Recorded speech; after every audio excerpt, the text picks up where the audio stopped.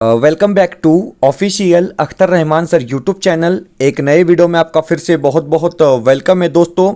मराठी भाषा पेडागॉजी को लेकर, मराठी अध्यापन शास्त्र को लेकर फिर से कुछ इंपॉर्टेंट और सिलेक्टेड क्वेश्चन आज के इस वीडियो में हम देखने वाले हैं। जशा प्रकारे मराठी भाषा पेडागॉजी संदर्भात प्रश्नपत्रिकेमध्ये विचारले जात आहे तशाच प्रकारचे प्रश्न आपण या ठिकाणी एकत्रित केलेले आहे। 8 फेब्रुवारी 2024 करिता खूप इंपॉर्टंट हे प्रश्न असणार आहे पेपर 1 आणि पेपर 2 साठी मराठी भाषा अध्यापन शास्त्र, मराठी भाषा पेडागॉजी। तर चला व्हिडिओ सुरू करूया। व्हिडिओ सुरू करण्या अगोदर आपण जर आमच्या चॅनलवर नवीन असाल तर चॅनलला सबस्क्राइब करा, साइडच्या जे बेल नोटिफिकेशन आहे त्याला देखील ऑन करा, जेणेकरून आपल्याला अशाच प्रकारचे व्हिडिओ वेळेवर पाहायला मिळेल। मित्रांनो, डिस्क्रिप्शनमध्ये आमच्या टेलिग्राम आणि व्हॉट्सअप चॅनलची लिंक सुद्धा दिलेली आहे, तेथे जाऊन आपण आमच्या टेलिग्राम आणि व्हॉट्सअप चॅनलला सुद्धा जॉइन करू शकता। जर तुम्हाला आमच्या चॅनलची मेंबरशिप हवी असेल तर फक्त जॉइन बटनला जॉइन करून आपण ही मेंबरशिप घेऊ शकता। व्हिडिओला प्लीज लाईक करा, चॅनलवर नवीन असाल तर चॅनलला सबस्क्राइब करा। पाहूया प्रश्न क्रमांक 1। हे बघा, प्रश्न या ठिकाणी विचारलेला आहे की विद्यार्थ्यांना जेव्हा त्यांची शब्दलेखन आणि विरामचिन्हे वापरण्याची क्षमता वाढविण्यासाठी शिकवली जाते तेव्हा, अशा प्रकारे आपल्याला प्रश्न आहे। प्रश्न समजून घ्या, प्रश्न वाचून घ्या की विद्यार्थ्यांना जेव्हा त्यांची शब्दलेखन आणि विरामचिन्हे वापरण्याची क्षमता वाढवण्यासाठी शिकवले जाते तेव्हा, अशा प्रकारे प्रश्न विचारलेला आहे। आपल्याला 4 ऑप्शन दिलेले आहेत। त्यांच्या आकलन क्षमतेत वाढ होते, त्यांची अचूकता वाढते, त्यांची अस्खलितता सुधारते किंवा त्यांची सर्जनशीलता समृद्ध होते। तर हे बघा, विरामचिन्हाचा योग्य वापर करणे म्हणजे अचूकता वाढते। ऑप्शन जे 2 दिलेला आहे ते आपला काय असणार आहे, बरोबर उत्तर असणार आहे। म्हणजे पर्याय जे 2 असेल ते आपला योग्य उत्तर असणार आहे। या ठिकाणी माहिती सुद्धा दिलेली आहे, तुम्ही पाहू शकता। जशा प्रकारे आपण या ठिकाणी इन्फॉर्मेशन ॲड केलेली आहे की शब्दलेखन म्हणजे स्पेलिंग आणि विरामचिन्हे योग्य वापर ही भाषेची अचूकता वाढवण्यासाठी महत्त्वाची मूलभूत कौशल्य असणार आहे। म्हणजे ऑप्शन जे बी दिलेला आहे ते आपला बरोबर उत्तर या ठिकाणी राहणार आहे। पुढचा जे प्रश्न आहे प्रश्न क्रमांक 2। आता हे बघा, जे दुसरा प्रश्न या ठिकाणी दिलेला आहे की प्रश्न अशा प्रकारे विचारलेला आहे। हे बघा, भाषेच्या वर्गात वाक्य रचनेचा सराव म्हणजे, आता हे बघा, लैंग्वेज क्लास में वाक्य रचना सराव प्रैक्टिस मतलब क्या होता है, इस प्रकार का प्रश्न पूछा गया। क्योंकि आपको हिंदी भाषा में और मराठी भाषा में करीब सेम क्वेश्चन पूछे जाते। या ठिकाणी आपल्याला प्रश्न काय विचारलेला आहे की भाषेच्या वर्गात वाक्य रचनेचा सराव म्हणजे काय। तर हे बघा, 4 ऑप्शन दिलेले आहे। विद्यार्थी विविधपूर्ण नमुने अभ्यासतात आणि नेमके उत्तर शोधतात। ऑप्शन 2, विद्यार्थी शिक्षक मदत करतात, विद्यार्थ्यांना शिक्षक मदत करतात आणि विविध माध्यमांच्या आधारे ते स्वतःचे सिद्धांत मांडतात। ऑप्शन 3 दिलेला आहे की विद्यार्थी सभोवतालच्या जगातून वस्तूच्या संदर्भात आलेल्या अनुभवांच्या भाषिक उपक्रमामध्ये वापर करतात। किंवा ऑप्शन 4 दिलेला आहे की विद्यार्थी स्वतः शिक्षण सामग्री तयार करतात आणि स्वानुभवातून ज्ञान प्राप्त करतात। अशा प्रकारे आपल्याला 4 ऑप्शन दिलेले आहेत। तर हे बघा, प्रश्न जशा प्रकारे दिलेला आहे की भाषेच्या वर्गात वाक्य रचनेचा सराव म्हणजे काय, तर ऑप्शन असेल, उत्तर असेल, विद्यार्थी सभोवतालच्या जगातून वस्तूच्या संदर्भात आलेल्या अनुभवाच्या भाषिक उपक्रमामध्ये वापर करतात। म्हणजे ऑप्शन जे 3 दिलेला आहे, ऑप्शन जे सी दिलेला आहे ते आपला योग्य उत्तर या ठिकाणी राहणार आहे। पुढचा जे प्रश्न आहे, प्रश्न आकलन संदर्भात विचारलेला प्रश्न आहे की, हे बघा, प्रश्न भाषा आकलन म्हणजे काय, अशा प्रकारे आपल्याला प्रश्न विचारलेला आहे। सोपा प्रश्न आहे। आपल्याला या ठिकाणी सुद्धा 4 पर्याय दिलेले आहे की फक्त आवश्यक शब्दाचा वापर करता येणे। ऑप्शन 2 दिलेला आहे की मुलांना मातृभाषा नीट येण्यासाठी योग्य वातावरण निर्माण करणे। पर्याय क्रमांक 3 दिलेला आहे की व्याकरणाच्या विश्लेषणासाठी आणि आकलनासाठी पद्धतशीर दृष्टिकोन स्वीकारणे। किंवा पर्याय 4 दिलेला आहे की मानवी मेंदूच्या जन्मजात क्षमतेमुळे भाषा ग्रहणाची प्रक्रिया। अशा प्रकारे आपल्याला 4 पर्याय दिलेले आहेत। तर हे बघा, भाषा आकलन म्हणजे काय, तर उत्तर आहे ऑप्शन 4 की मानवी मेंदूच्या जन्मजात क्षमतेमुळे भाषा ग्रहणाची प्रक्रिया। जे ऑप्शन 4 दिलेला आहे ते आपला योग्य उत्तर असणार आहे। हे बघा, स्पष्टीकरण सुद्धा दिलेलं आहे की भाषा आकलन म्हणजे लँग्वेज ॲक्विजिशन्स म्हणजे नैसर्गिक अवचेतन प्रक्रिया आहे. यामध्ये मुले भाषा ऐकून त्याच्या उपयोगातून शिकतात. ही क्षमता जन्मजात असते. चॉमस्की यांच्या म्हणजे चॉमस्कीचा एक सिद्धांतच आहे. म्हणजे ऑप्शन जे आपला डी दिलेला आहे ते बरोबर उत्तर या ठिकाणी असणार आहे. आता पुढचा जे प्रश्न आहे प्रश्न 4, हे बघा क्वेश्चन क्रमांक 4 दिलेला आहे की विद्यार्थ्यांची भाषा अध्ययनातील समस्या समजून घेण्यासाठी अशा प्रकारे आपल्याला प्रश्न विचारलेला आहे. 4 पर्याय दिलेले आहे. हे बघा खंडित चाचणी, उपचारात्मक चाचणी, संभाषणात्मक चाचणी किंवा समस्या सोडवण्यासाठी घेतलेली चाचणी, अशा प्रकारे आपल्याला 4 पर्याय दिलेले आहे. आणि प्रश्न आहे की विद्यार्थ्यांची भाषा अध्ययनातील समस्या समजून घेण्यासाठी, आता आपला उत्तर मिळाला, म्हणजे समस्या समजून घेण्यासाठी पुढीलपैकी कोणती चाचणी शिक्षकाला उपयोगी ठरते. तर ऑप्शन जे 2 असेल उपचारात्मक चाचणी आपलं योग्य उत्तर असणार आहे. मित्रांनो 2011 ते 2024च्या प्रत्येक परीक्षेमध्ये उपचारात्मक चाचणी संदर्भात प्रश्न विचारलेला आहे. 100% जे आहे ते प्रश्न प्रत्येक वर्षी उपचारात्मक चाचणी संदर्भात परीक्षेत विचारला जातो. पुढचा प्रश्न, प्रश्न क्रमांक 5. आता जे 5वा प्रश्न आहे ते अशा प्रकारे दिलेला आहे की पोर्टफोलिओच्या संदर्भात पुढीलपैकी कोणते विधान अचूक आहे. आता हे बघा संचयिका संदर्भात, पोर्टफोलिओ संदर्भात पुन्हा प्रश्न आपल्याला या ठिकाणी विचारलेला आहे. 4 ऑप्शन दिलेले आहे. हे बघा यामुळे लेखनाची सवय लागते. ओके, याचे मुख्य उद्दिष्ट मुलांच्या कामाचे जतन करणे आणि त्याला सुरक्षित ठेवणे. ओके, ऑप्शन 3 आहे की यामुळे विद्यार्थी व्यस्त राहतात आणि शिक्षकांचा वेळ वाचतो. किंवा पर्याय 4 दिलेला आहे की यामुळे शिक्षकाला विद्यार्थ्याची उत्तरोत्तर प्रगती समजून घेण्यास मदत होते. म्हणजे ऑप्शन जे 4 असेल ते आपला योग्य उत्तर असणार आहे. पर्याय जे 4 दिलेला आहे ते बरोबर उत्तर या ठिकाणी राहणार आहे. प्रश्न क्रमांक 6, 6वा प्रश्न आहे की भाषेत माइंड मॅपिंग म्हणजे काय. आता हे बघा माइंड मॅपिंग म्हणजे काय, या संदर्भात जर तुम्ही वाचन वगैरे केलेलं असेल तर तुम्हाला माहीत असेल की विद्यार्थ्यांना नवीन कल्पना साकार करण्यास आणि सहसंबंध जुळण्यास सांगणे म्हणजे भाषेत माइंड मॅपिंग आपण म्हणू शकतो. म्हणजे ऑप्शन जे 4 दिलेलं आहे ते आपलं योग्य उत्तर राहणार आहे की विद्यार्थ्यांना नवीन कल्पना साकार करण्यास आणि सहसंबंध जोडण्यास सांगणे म्हणजे माइंड मॅपिंग आपण असे त्याला म्हणू शकतो. ऑप्शन जे 4 आहे ते आपलं योग्य उत्तर राहणार आहे. पर्याय जे 4 दिलेला आहे ते बरोबर उत्तर या ठिकाणी असणार आहे. पुढचा जे प्रश्न आहे प्रश्न अशा प्रकारे दिलेला आहे की राज्यघटनेच्या 8व्या अनुसूचित किती भाषांचा उल्लेख केला गेला आहे. सोपा प्रश्न आहे, म्हणजे 2-3 वेळा हा प्रश्न सुद्धा परीक्षेमध्ये रिपीट झालेला आहे. आपको हिंदी में भी कई बार क्या है ये क्वेश्चन देखने के लिए मिला है कि जो 8वीं अनुसूची है उसमें कितनी भाषाओं का समावेश किया गया है. तो 22 भाषाओं का समावेश किया गया है. म्हणजे जे पर्याय 4 असेल ते आपलं, पर्याय जे 3 असेल ते आपलं योग्य उत्तर असणार आहे. कारण राज्यघटनेच्या ज्या 8व्या अनुसूचित किती भाषांचा उल्लेख केला गेला आहे, तर 22 भाषांचा उल्लेख केला गेला आहे. म्हणजे ऑप्शन जे आपला 3 असेल ते काय राहणार आहे, बरोबर उत्तर या ठिकाणी राहणार आहे. पुढचा जे प्रश्न आहे आता प्रश्न क्रमांक 8, 8वा जे प्रश्न आहे ते अशा प्रकारे विचारलेला आहे की शिक्षिका आपल्या वर्गात नेमकी सूचना देते आणि विद्यार्थ्यांना वेगवेगळ्या परिस्थितीत भूमिका करण्यास सांगते. त्यानंतर त्याच्या भूमिकांशी संबंधित काही नियम निवडून त्यांचा सराव करून घेते. शिक्षिका पुढीलपैकी कोणती गोष्ट शिकविते. अशा प्रकारे आपल्याला प्रश्न आहे. ऑप्शन सुद्धा दिलेले आहे.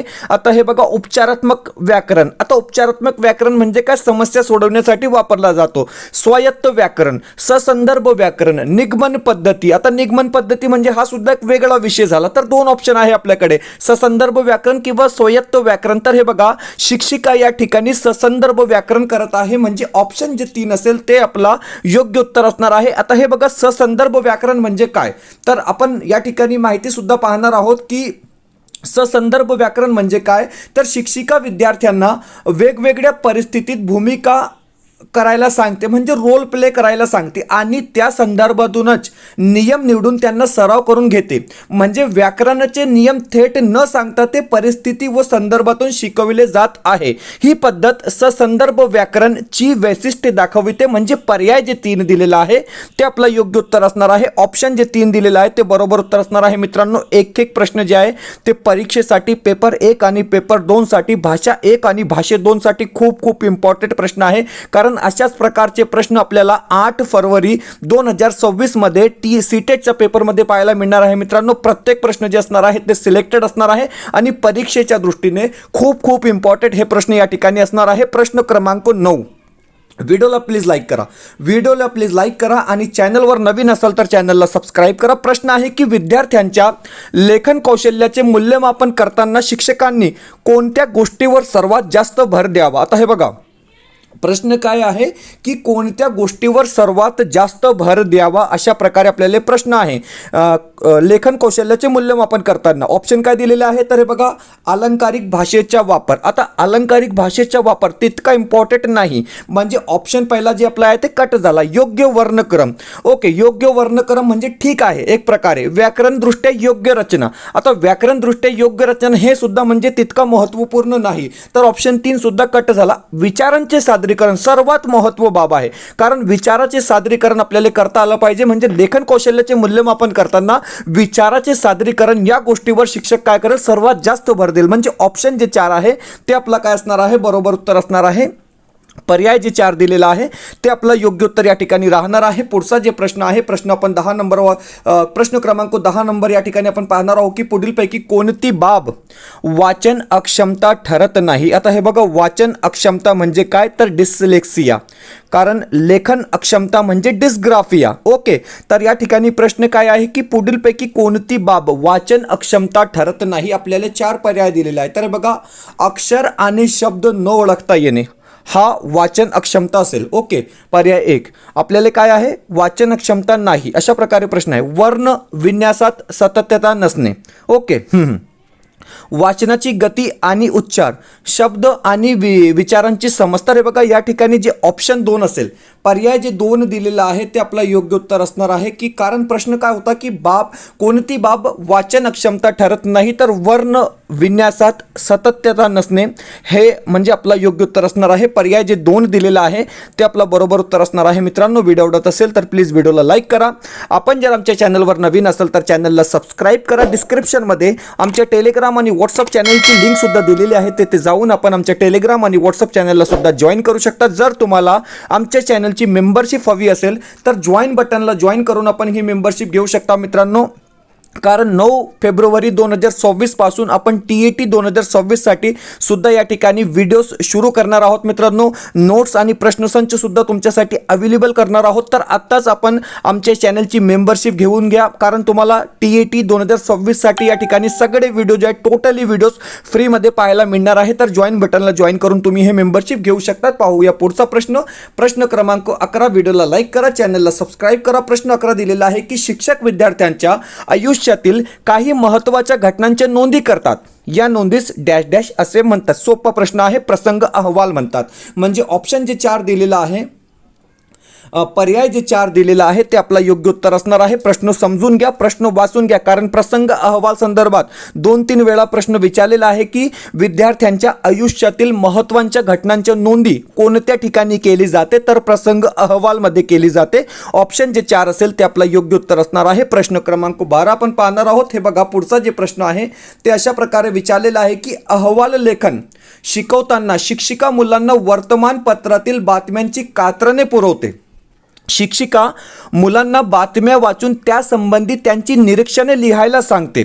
वर्तमानपत्राची ही कात्रण म्हणजे काय, अशा प्रकारे आपल्याला प्रश्न विचारलेला आहे. आपल्याला 4 ऑप्शन या ठिकाणी दिलेले आहेत. तर हे बघा, अध्यापन सामग्री आहे, अध्ययन सामग्री आहे, अध्यापन सामग्री आहे किंवा अध्यापन पद्धती आणि धोरण आहे. अशा प्रकारे आपल्याला 4 ऑप्शन दिलेले आहेत. तर हे बघा, या ठिकाणी जे पर्याय 3 दिलेला आहे, ऑप्शन 3 अध्यापन सामग्री आपला योग्य उत्तर राहणार आहे. ऑप्शन जे 3 असेल ते आपला बरोबर उत्तर या ठिकाणी असणार आहे. पुढचा जे प्रश्न आहे ते अशा प्रकारे दिलेला आहे की विद्यार्थ्यांच्या लेखनाचे मूल्यमापन करताना प्रामुख्याने खालीलपैकी कोणत्या गोष्टीवर भर द्यावा. आता हे बघा, पुन्हा तोच प्रश्न आहे.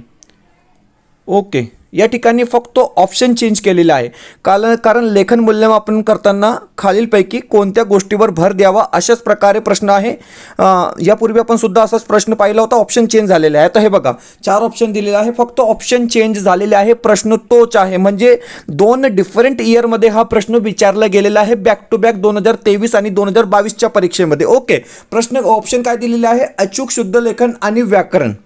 व्याकरण तितका इम्पॉर्टंट नसतो, यापूर्वी मी सुद्धा तुम्हाला सांगितलेलं आहे. कल्पनाचे सादरीकरण, त्या ठिकाणी विचारांचे सादरीकरण होते, या ठिकाणी काय दिलेलं आहे, कल्पनांचे सादरीकरण. एकच बाब झाली, म्हणजे ऑप्शन 2 बरोबर असेल. मर्यादित शब्दसंख्या चुकीचा आहे आणि म्हणी आणि वाक्प्रचाराचे उपयोग हे सुद्धा काय असणार आहे, चुकीचे असणार आहे. तर हे बघा, त्या ठिकाणी विचारांचे सादरीकरण होते, या ठिकाणी ऑप्शनमध्ये आहे कल्पनांचे सादरीकरण. फक्त शब्द बदलतात, फक्त भाषा बदलतात, सिर्फ भाषा बदली जाती है दोस्तों, और कुछ आपको नहीं करना है. बस अपना माइंड ऐसे वक्त आप यूज करेंगे, क्योंकि बैक टू बैक आपको 2 क्वेश्चन देखिए दोस्तों, लेखन मूल्यमापन को लेकर, और दोनों के आंसर जो है सेम रहे, बस भाषा का यहां पर क्या है, फर्क कर दिया गया है. बढ़ते हैं अगले प्रश्न की तरफ.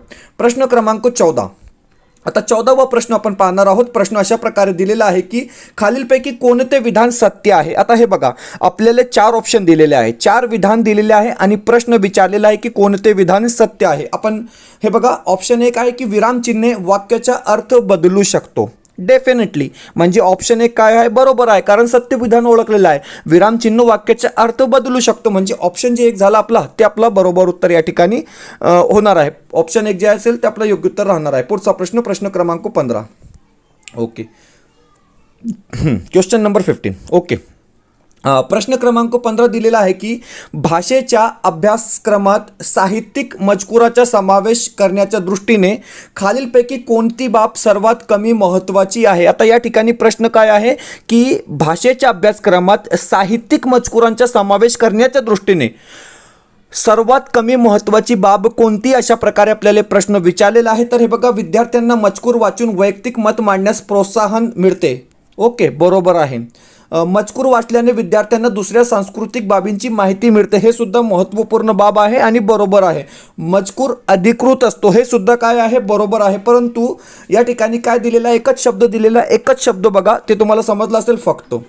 फक्त काय आहे, म्हणजे आपला निगेटिव्ह झाला. मजकुरामुळे फक्त वाचन आणि श्रवण कौशल्याच्या मध्ये वाढ होते, हे काय आहे, तर या ठिकाणी महत्त्वपूर्ण नाही. म्हणजे ऑप्शन जे 1 असेल ते आपलं योग्य उत्तर राहणार आहे. पर्याय जे 1 दिलेला आहे ते आपलं बरोबर उत्तर असणार आहे. मित्रांनो, हे बघा, तुमच्यासाठी सीटेट फरवरी 2026 साठी आपण या ठिकाणी क्वेश्चन सेट एकत्रित केलेले आहोत. मित्रांनो, सीटेट फेब 2026 साठी paper 2 question set available only 399 या ठिकाणी आपण प्राइस ठेवलेली आहे. आणि या ठिकाणी तुम्हाला मराठी, हिंदी, CDP म्हणजे बालमानसशास्त्र आणि SST टोटल 40 क्वेश्चन पेपर या ठिकाणी सॉल्व क्वेश्चन पेपर तुम्हाला मिळणार आहे. मित्रांनो, आणि स्क्रीनमध्ये कॉन्टॅक्ट नंबर दिलेला आहे, व्हॉट्सअप नंबर दिलेला आहे, या नंबरवर तुम्ही व्हॉट्सअप करून आताच हे परचेस करू शकतात.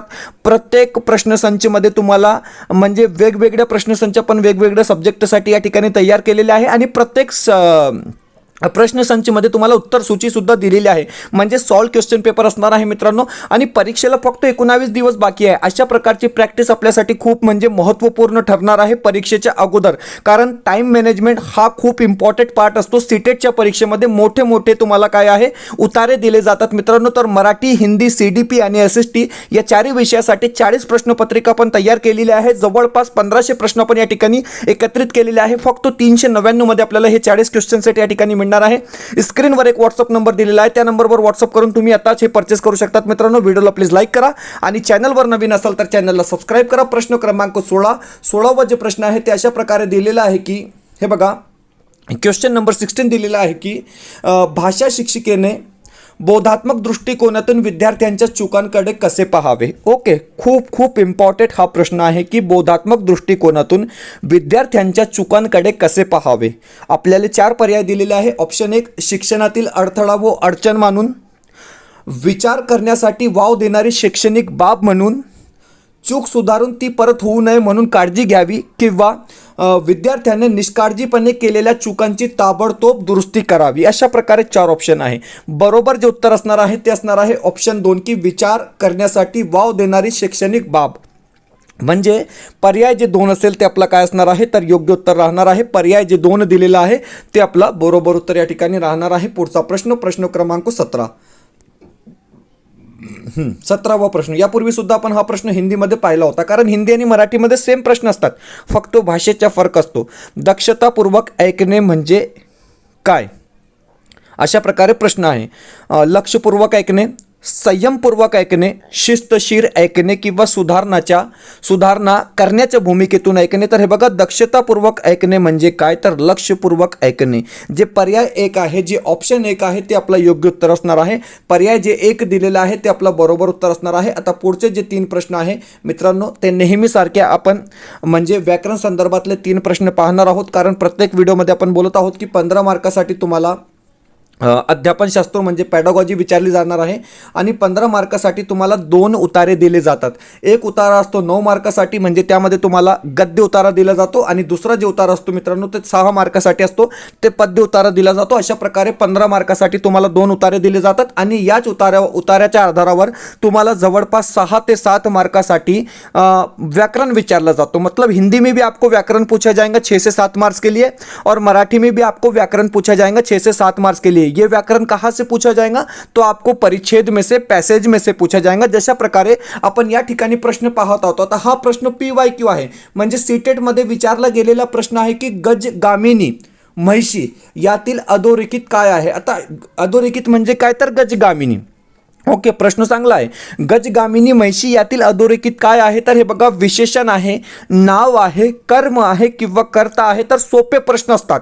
व्याकरण संदर्भात जे सीटेटमध्ये प्रश्न विचारले जातात ते खूप सोपे प्रश्न. आता 6 ते 7 मार्कासाठी तुम्हाला व्याकरण विचारलं जातो आणि जवळपास 15 मार्कासाठी तुम्हाला टोटली म्हणजे उतारे दिले जातात. 15 पैकी जवळपास आपण 12 मार्क या ठिकाणी आरामाने मिळू शकतात, 15 पैकी. आणि पॅडागॉजीमध्ये जर तुम्ही 15 पैकी 12 मिळाले तर 30 पैकी आपण 24 मार्क आरामाने या ठिकाणी मिळू शकतो. म्हणजे गजगामिनी म्हैशी यातील अधोरेखित काय आहे, तर विशेषण आहे. ऑप्शन जे एक असेल ते आपला बरोबर उत्तर असणार आहे. आता दुसरा प्रश्न, हे बघा, दुसरा प्रश्न सुद्धा PYQ आहे. हा प्रश्न सुद्धा सीटेट मध्ये विचारला गेलेला प्रश्न आहे. PYQ आहे, म्हणजे प्रश्न शब्दांच्या जाती आधारावर तुम्हाला विचारले जातात. 10वी परीक्षा अधोरेखित शब्द ओळखा. तर हे बघा, 10वी हा अधोरेखित शब्द आहे.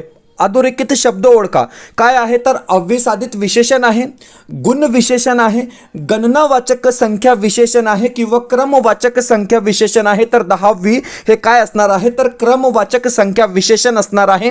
म्हणजे ऑप्शन जे डी दिलेला आहे ते आपलं योग्य उत्तर राहणार आहे. ऑप्शन जे डी असेल ते आपलं बरोबर उत्तर राहणार आहे. पुढचा जे प्रश्न आहे, प्रश्न क्रमांक 20 दिलेला आहे की नियती या शब्दाचा भावार्थ प्रगट न करणारा शब्द लिहा. आता हे बघा, नीती या शब्दाचा भावार्थ प्रगट न करणारा शब्द कोणता, अशा प्रकारे प्रश्न आहे. तर हे बघा, देव, प्रारंभ, शिव किंवा ईश्वर. तर ईश्वर काय असणार आहे, आपलं योग्य उत्तर असणार आहे. पर्याय जे डी दिलेला आहे ते आपलं योग्य उत्तर असणार आहे मित्रांनो. तर अशा प्रकारे आपण मराठीचे पुन्हा एक स्पेशल व्हिडिओ या ठिकाणी कंप्लीट केलेला आहे मित्रांनो. आणि 20 प्रश्न आपण म्हणजे सुपर फास्ट 20 प्रश्न आपण या ठिकाणी घेतलेले आहे. आणि प्रत्येक प्रश्न जे आहे तुम्हाला परीक्षेसाठी खूप खूप इम्पॉर्टंट असणार आहे. जवळपास संपूर्ण सिलेबस आपण मराठी भाषा पॅडागॉजीचा कव्हर केलेला आहे मित्रांनो.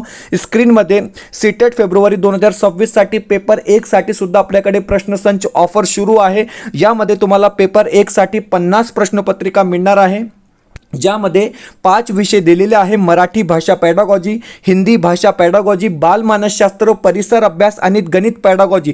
प्रत्येक विषयासाठी तुम्हाला स्वतंत्र 10 क्वेश्चन सेट म्हणजे सॉल्व क्वेश्चन पेपर या ठिकाणी मिळणार आहे मित्रांनो.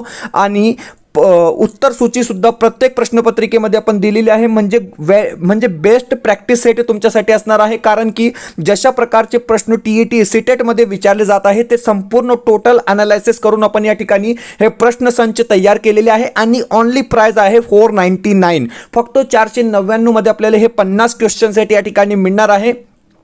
स्क्रीनवर एक व्हॉट्सअप नंबर दिलेला आहे, त्या नंबरवर तुम्ही व्हॉट्सअप करून हे परचेस करू शकतात मित्रांनो. 10 रुपयाचा एक प्रश्नपत्रिका तुम्हाला या ठिकाणी मिळणार आहे. म्हणजे परीक्षेसाठी तुमच्यासाठी खूप खूप इम्पॉर्टंट हे सगळं साहित्य या ठिकाणी असणार आहे. स्क्रीनवर एक कॉन्टॅक्ट नंबर दिलेला आहे, त्या नंबरवर कॉन्टॅक्ट करून तुम्ही हे परचेस करू शकतात. व्हिडिओ आवडत असेल तर प्लीज व्हिडिओला लाईक करा.